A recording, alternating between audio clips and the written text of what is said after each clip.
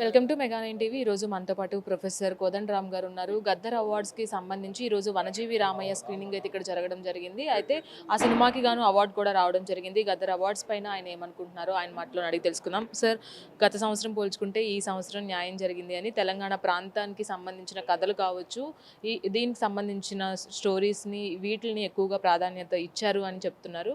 ఈ సంవత్సరం గద్దర్ అవార్డ్స్ గురించి ఏం చెప్తారు వనజీవి రామయ్య? ఎవరికైనా ఇచ్చిండ్రని నేను అనుకోవటం లేదు, సాధించుకున్నారు. అది చాలా మనం ప్రధానంగా చెప్పుకోవాల్సిన విషయం. బాగా తీసినట్టున్నారు, నిజంగా తీస్తున్నారు కూడా. బలగం సినిమా తర్వాత నుంచి చూస్తే చాలా సినిమాలు చాలా బాగా తీసిండ్రు. అందుకని వాళ్ళ గుర్తింపు కూడా లభించటం చాలా సంతోషదాయకం.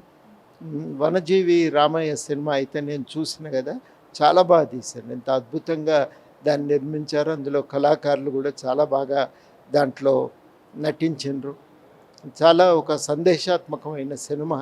నిజంగా సందేశాన్ని నలుగురికి చేరవేయటానికి ఎంత సమర్థవంతంగా తీయాలో అంత సమర్థవంతంగా దాన్ని తయారు చేసిండ్రు. మంచి ఒక ఈ సినిమా చూసిన వాళ్ళు ఎవరికైనా వనజీవి రామయ్య ఆశయం మీద గౌరవం పెరగక మానదు, దాన్ని కొత్తైనా ఆచరించాలనే ఆలోచన కూడా కలగక మానదు. చాలా మంచి ఆలోచనతో మంచి సినిమాను మంచి పద్ధతుల్లో నిర్మించినందుకు ఇవాళ సినిమా యూనిట్ వారందరినీ, వనజీవి రామయ్య ఈ సినిమాని తీసిన ప్రతి ఒక్కరికి కూడా నేను అభినందనలు తెలియజేస్తాను. దాదాపుగా అంటే ఉమ్మడి రాష్ట్రం ఉన్నప్పుడు నంది అవార్డ్స్ ఇచ్చేవాళ్ళు. దాదాపుగా 10 సంవత్సరాల తర్వాత మళ్ళీ గద్దర్ అవార్డ్స్ అనేది ప్రదానం చేయడం, అది కూడా ఇక్కడ ప్రాంతీయతను గుర్తించడం అనేది ఇప్పుడు అందరూ చర్చించుకుంటున్న విషయం. దీనికి ఎంతవరకు రాష్ట్ర ప్రభుత్వం న్యాయం చేస్తుంది అని మీరు భావిస్తున్నారు?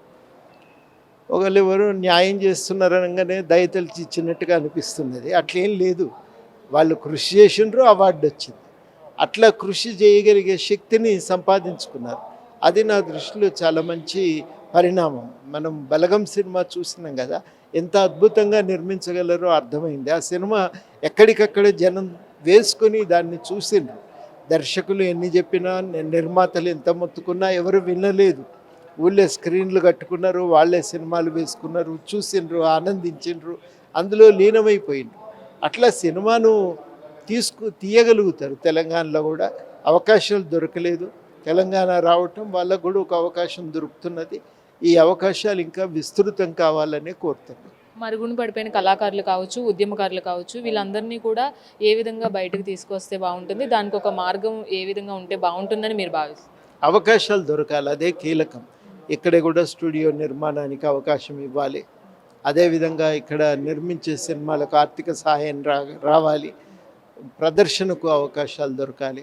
అట్లాంటి అవకాశాలు ఇవ్వగలిగితే తప్పకుండా మంచి సినిమాలు తీయగలిగే శక్తి ఉన్న వాళ్ళు ఇక్కడ ఉన్నారు, తీస్తారు కూడా. ఆ రకంగా వాళ్ళు రాణించటం చాలా ఇవాళ ఇక్కడి ప్రజలు కోరుకుంటున్నారు. వాళ్ళు తీసిన సినిమాలను ఆదరిస్తున్నారు కూడా, బాగా తీస్తారు.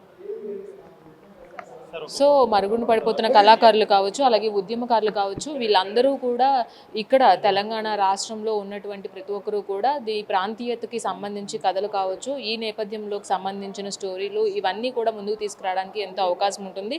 కాబట్టి దీనికి సంబంధించిన వరకు రాష్ట్ర ప్రభుత్వం కూడా ఎంతవరకు ప్రోత్సాహం అందించగలిగితే అంతవరకు అందించితే బాగుంటుంది అని కోదండరామ్ చెప్తున్నారు. వీడియో జర్నలిస్ట్ నీరజ్ రాణి, మెగా 9 టీవీ, హైదరాబాద్ నుంచి.